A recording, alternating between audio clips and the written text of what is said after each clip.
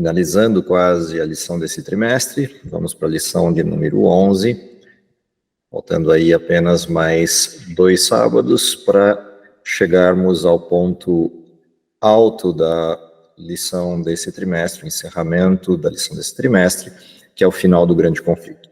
A lição número 11 traz uma temática bastante peculiar do momento em que vivemos, para o momento em que vivemos, e vai exigir um pouquinho de atenção, um pouquinho de cuidado no estudo, até porque é uma lição bastante extensa dentro dos temas que vimos trabalhando até agora nas lições de Escola Sabatina. Como sempre, vamos ao começo da lição, título da lição e verso, quem nos ajuda? O título é Conflito Iminente, e o verso é: santifica-os na verdade, a tua palavra é a verdade. João 17, 17. Perfeito, obrigado, Maria Antônia.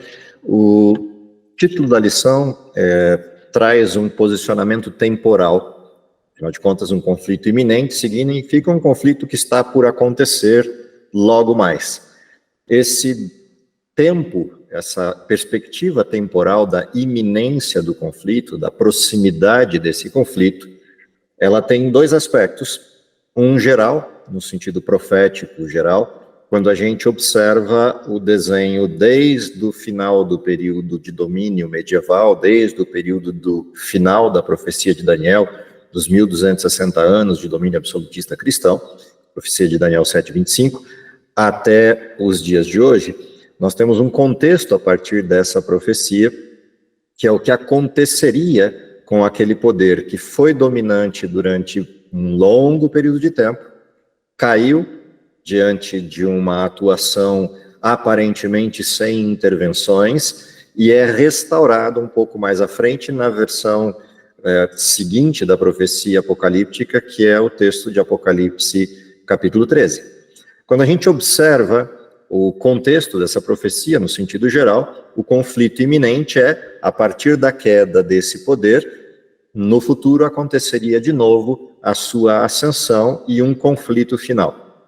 Sob a perspectiva de quem vive no nosso tempo, ou seja, no último tempo da história, essa expressão iminente tem uma outra característica, que é uma característica de urgência. Ou seja, ele é iminente no sentido geral da profecia, porque ele está por acontecer em algum tempo futuro, mas ele é iminente em nosso contexto porque é próximo, porque é logo, porque não tem tanta demora. Nessas 2 perspectivas é interessante observar os diversos textos que vão aparecer para a gente estudar nessa semana. Há uma porção deles de textos bíblicos necessários para a compreensão da lição dessa semana. Obviamente não vamos abordá-los todos, mas vamos pontuar algumas das questões principais do que vai ser o nosso percurso de estudos. Então, a primeira coisa importante, que já está logo na abertura da lição, são as diversas lendas urbanas e teorias conspiratórias que costumam surgir quando a gente fala de profecia apocalíptica. Toda vez que a gente olha para essa questão da escatologia, das profecias ligadas à vinda de Jesus, das profecias ligadas ao fim da história desse mundo de pecado e o surgimento de um mundo perfeito na forma como Deus o planejou, toda vez que a gente olha para isso, é natural que surjam dentro desse contexto de olhar para a profecia diversas abordagens equivocadas, abordagens essas ou catastrofistas, ou conspiratórias, ou de lendas urbanas que vão se construindo ao longo do tempo. E a lição abre nos provocando a isso, por conta de um texto, o texto de Apocalipse 13. Quando Apocalipse 13 apresenta a figura de 2 grandes bestas, 2 grandes feras, representando 2 grandes poderes, 2 grandes sistemas de poderes existentes no mundo ao longo da história profética, no centro dessa polêmica dessas 2 grandes feras aparece uma profecia que sempre gera esse tipo de lenda urbana, que é a profecia da marca da besta, ligada a um texto em específico que apresenta ali um número e um sinal. O número 666 como representação da besta e o sinal na fronte, na mão, como representação do poder dessa besta sobre os seres humanos. Essa especificidade de sinal, essa especificidade de acontecimento, naturalmente gera discussões, não raras vezes polêmicas, sobre o que significariam todos esses elementos. Com tudo que a gente já viu nas lições anteriores, na lição de 1 até a 10, já dá para a gente ter um panorama bastante preciso de algumas questões importantes sobre profecia escatológica. Primeiro, há um grande conflito ocorrendo, e esse grande conflito é entre Deus e o seu inimigo. O palco desse grande conflito é este mundo. Os assistentes ou a plateia desse conflito é o universo inteiro. O que significa dizer que os temas ligados à questão escatológica, que estão atrelados aos processos proféticos, têm a ver com este mundo, têm a ver com o lugar onde o conflito acontece. Por sua vez, os que são objeto do conflito são os seres humanos criados por Deus. Afinal de contas, esse mundo se tornou o objeto de atenção de Satanás e depósito de sua ira. E é neste mundo que Deus manifesta a sua graça e a sua salvação, a partir da interferência nesse mundo, não no sentido do livre-arbítrio, mas interferência na história, enviando seu Filho para prover para a humanidade a possibilidade de retorno. Uma vez que isso se estabelece, há uma guerra acontecendo entre aquilo que a graça propõe e aquilo que Satanás tem como seu intento. Nesse cenário todo do conflito, o objeto de atenção é o ser humano. Satanás tenta conquistá-los e Deus tenta reavê-los. Dentro deste contexto, todo o conflito diz respeito a em quem a gente confia, se a gente acredita em Deus ou em Satanás. Sob o ponto de vista do que Deus significa e a soberania de Deus, há também uma outra coisa que aparece sempre na cena do conflito, que é adorar a Deus ou rejeitá-lo. Adorar a Deus e reconhecê-lo como autoridade do universo, ou rejeitar sua soberania e, consequentemente, reverenciar a Satanás. O que significa que, quando a gente fala de conflito no cenário do pecado, nós estamos falando de um conflito de soberania, um conflito de adoração. E dentro deste contexto de um conflito de adoração, é que surgem essas duas metáforas das duas grandes bestas, a que sobe do mar e a que sobe da terra, que aparecem como complementares uma à outra para levar a humanidade a uma obrigação de adoração contrária a Deus, formando uma imagem e um conceito de adoração. Tudo que a gente viu nas lições anteriores aponta para essa mesma direção. Já vimos de forma muito clara que Deus estabeleceu no seu momento de criação da Terra, paradigmas de ordem moral e paradigmas de ordem legal, e entendendo por legal a expressão do caráter santo e puro de Deus. O que significa que o ser humano, embora seja livre, tenha liberdade de escolha, ele é livre para escolher existir com Deus ou não existir. Não existe liberdade fora de Deus, isso seria libertinagem, ou seja, não existe liberdade no mal, até porque o mal escraviza. A liberdade que temos é de existir num mundo perfeito, criado por Deus para a perfeição, com felicidade eterna. Deus não admite a hipótese da existência sofredora, da existência vitimizadora do ser humano e degenerativa do ser humano. Seria tirania da parte de Deus e muito sadismo da parte de Deus permitir que as criaturas existissem indefinidamente no mal, sofrendo indefinidamente. Porque é isso que o mal produz. Ainda que, ilusoriamente, Satanás tenta convencer a humanidade, ou tente convencer a humanidade, de que o mal não é tão mal assim.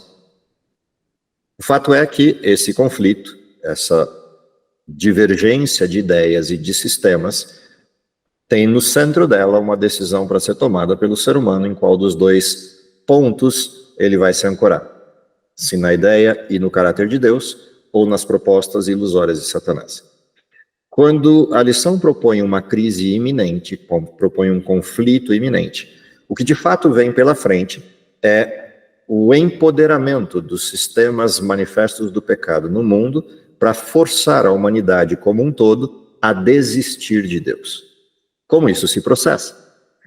Se a gente observar desde o início do mundo, Satanás tem bases, tem fundamentos do seu modelo de engano. O primeiro desses fundamentos é de que Deus tenha blefado quando disse que o salário do pecado seria a morte, que o resultado do pecado seria a morte. Satanás blefou dizendo que não. e a humanidade tem acreditado nessa mentira de que a morte não é definitiva desde o início da história do pecado, em diversos modelos diferentes de manifestação. A segunda coisa importante que a gente vê na sequência dos enganos de Satanás é a pintura que Satanás estabelece de Deus como um ser tirano que impede o livre-arbítrio e maltrata aqueles que lhe desobedecem. Há uma terceira questão nesse conflito, que é a forma como Satanás cria modelos diferentes de crença, desde o início do mundo, para que cada um tenha o pacotinho que mais se aproxime aos seus desejos, às suas buscas, e ali se sinta confortável em algum sistema religioso ou filosófico que o distancie de Deus, mas que o ser humano não perceba isso. E, portanto, é especialidade de Satanás criar formas diferentes de engano, ampliando cada vez mais o leque de posições ou de possibilidades disponíveis dentro do modelo de crença humana.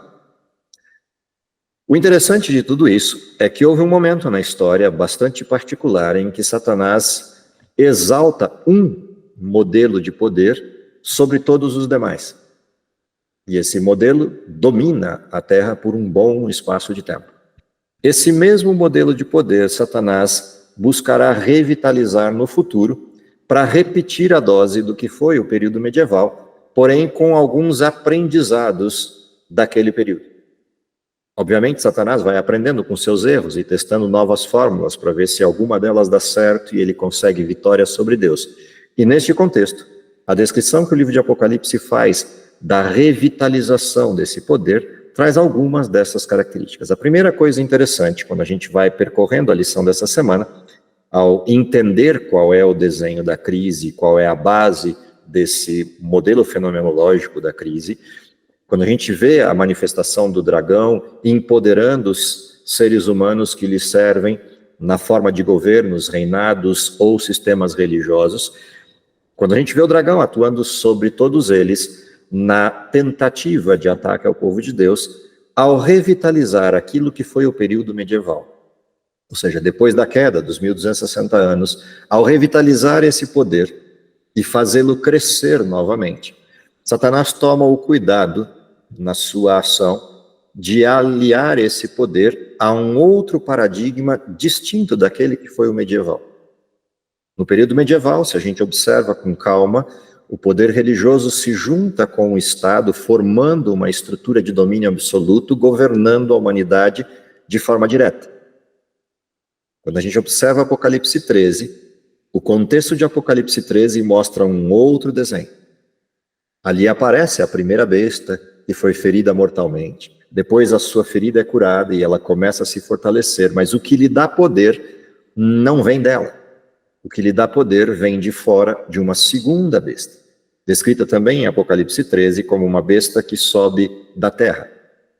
A primeira besta, que representava o poder medieval absolutista cristão, o poder romano cristão, ela nasce, ela cresce a partir do mar, que Apocalipse descreve como sendo as nações, os povos de grande poderio, naquele contexto, habitando o velho mundo, o que a gente hoje conhece como Europa. No contexto da revitalização desse poder, há um poder que vai sustentar esse primeiro poder que foi ferido mortalmente. E este vem de um lugar deserto, vem da terra e não do mar. E a terra, no contexto do livro de Apocalipse, tanto no capítulo 12 quanto no capítulo 13, apresenta um lugar deserto. Curiosamente, se a gente olhar para o capítulo 12, a mulher que estava sendo perseguida pelo poder medieval, representado pelo dragão, naquele contexto, ela foge e é protegida por Deus dos ataques que acontecem na parte culminante desse período. E é interessante que ela foge para o deserto. E lá ela é protegida. Quando o dragão tenta rolar após a mulher água como um rio para devorá-la, a terra engole esse rio e protege a mulher. Se a gente observa o cenário mundial do período medieval, fica bem nítido para onde fugiram os cristãos que, perseguidos na Europa, conseguiram escapar. A grande fuga se dá para uma promessa de um mundo de liberdade, um mundo de liberdade religiosa, um mundo de liberdade de crença, um mundo de liberdade de desenvolvimento, que naquele contexto era a América do Norte, um lugar ermo, deserto, a ser colonizado ou a ser habitado. Para lá fogem os cristãos, aportando num primeiro momento lá na região hoje chamada de Boston, a região da Nova Inglaterra. Se a gente olha a história dessa fuga, desde o início da Reforma até o estabelecimento desse povo na América, é interessante que o tempo ele é paralelo a este processo. Enquanto na Europa os modelos de perseguição chegam ao seu limite máximo no movimento da Contra-Reforma, no embate entre a Reforma e o processo do romanismo cristão. Do outro lado do mundo, há um povo em crescimento na liberdade de crença. Quando do lado de lá está caindo o poder medieval, por volta de 1760, 1770, até 1798, quando cai em definitivo esse poder. Do outro lado do mundo está a ascensão de um mundo que agora consegue a independência da Europa. E essa independência, que vai ocorrendo a partir deste contexto, ela gera uma nação eminentemente livre e poderosa, que vai aparecer com pujança no finalzinho do século XIX, exatamente quando na Europa o poder medieval está caindo. Esse poder que agora cresce, nessa região outrora chamada de deserto, chamada de terra para onde fugiu a mulher, vai crescendo até se tornar uma nação tão forte que domina o mundo enquanto capacidade econômica, política, bélica, e não há dúvidas hoje do poderio do que representa os Estados Unidos da América. Curiosamente, esse lugar que nasceu com a essência do protestantismo começa a verter o seu modelo para outras estruturas de crença e vai paulatinamente migrando para duas direções perigosas. Uma delas, a aproximação de dois grandes sistemas religiosos que partem dessa ideia do engano, que é o movimento espiritualista e o movimento do romanismo. E, por outro lado, um distanciamento das suas bases, outrora bíblicas, agora pendendo para um desenho não de um laicismo de governo, mas para um agnosticismo e até ateísmo de governo. E é interessante observar essa transição que foi ocorrendo ao longo do tempo. A perda dos valores primários da nação foi paulatinamente acontecendo até os dias de hoje. O fato é que essa nação cresceu, abriga hoje o Conselho das Nações do Mundo, e é caprichosamente assim que Apocalipse 13 descreve esse modelo, pontuando que essa segunda besta tem características semelhantes àquilo que é o cristianismo puro, como o símbolo do cordeiro. Porém, ela fornecerá poder à primeira besta, fazendo com que todos os povos da terra rendam adoração à imagem que será construída a essa primeira besta. Ou seja, de forma paradoxal, aquilo que foi o berço do protestantismo será o lugar que fornecerá poder ao romanismo na sua nova fase. Uma outra coisa curiosa é que, diferentemente do contexto original, lá do período medieval, a ascensão não tem uma característica primária religiosa, mas tem uma característica primária de caráter político, social e econômico. E o religioso vem por trás, como um pano de fundo. E Satanás parece ter aprendido com o seu erro do passado e disfarça, dissimula o processo religioso em outras teses. Ele não perde a perspectiva religiosa, apenas a dissimula em outras teses, para que o mundo possa aderir a esse contexto. O resultado disso é a ampliação desse poder ao nível máximo, e esse poder exercido em nível máximo provocará a humanidade para uma decisão sine qua non, uma decisão que não tem volta e uma decisão que é ambígua. Ou eu vou para um lado absoluto de crença em Deus, ou vou para o lado oposto e não haverá meio termo.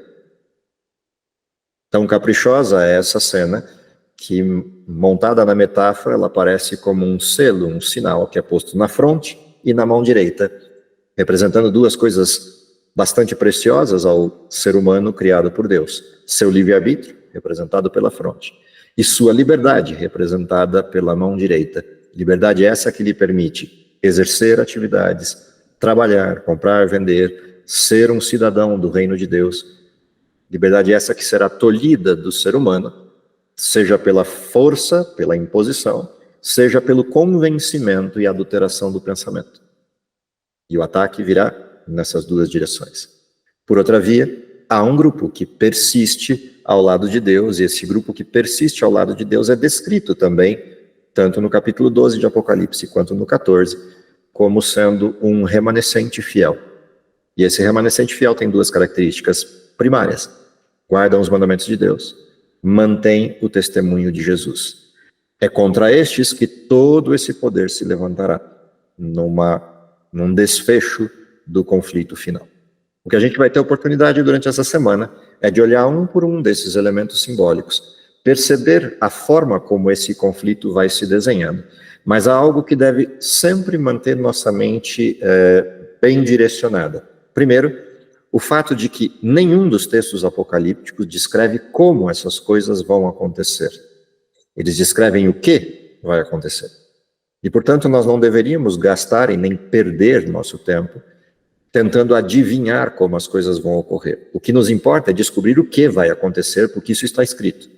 Então, a primeira coisa que vai acontecer, o crescimento do poder medieval até atingir pujança suficiente para ser visível, porém não suficiente. Segunda coisa que vai acontecer, a América do Norte alterará os seus modelos legais, constitucionais e estruturais de forma a conceder poder a esta primeira besta, o romanismo cristão medieval, dando então projeção mundial a ele. Terceira coisa, o ponto focal, o alvo central desse conflito de adoração é a discussão entre o sábado verdadeiro e o espúrio. O verdadeiro, fundamentado na palavra de Deus, Êxodo 20, verso 8, e o espúrio, fundamentado na tradição medieval. Portanto, a grande distinção desse tempo é quando a exaltação ao primeiro dia da semana em oposição ao sábado aparecer como um modelo de imposição a partir da América do Norte. Tentar adivinhar como isso vai acontecer é perda de tempo, mas saber que isso vai ocorrer é importante, porque quando ocorrer, não importa se de forma mais sutil ou de forma mais explícita, será visível o suficiente para a tomada de decisão. E, paulatinamente, isso vai se espalhando como um requisito de obediência pelo mundo inteiro. Quarta coisa importante de mantermos o foco, o fato de que esse poder, durante um tempo, dominará. Porém, há uma descrição bíblica de dois grandes elementos importantes para esse tempo. O derramamento do Espírito Santo, que faz com que aqueles que são fiéis saiam para a pregação do Evangelho, e a demonstração clara do erro. E, por um outro lado, o desfecho disso com a queda das pragas. O que significa que, de posse destes conhecimentos que são revelados, eu não preciso de mais nada em relação à tentativa de adivinhação do restante do cenário. Os eventos serão claros o suficiente para que todos aqueles que acompanham a Bíblia com afinco, sem os exageros, sem os excessos e sem os escorregões das lendas urbanas, será suficientemente clara para que todos tenham condição de tomar sua decisão.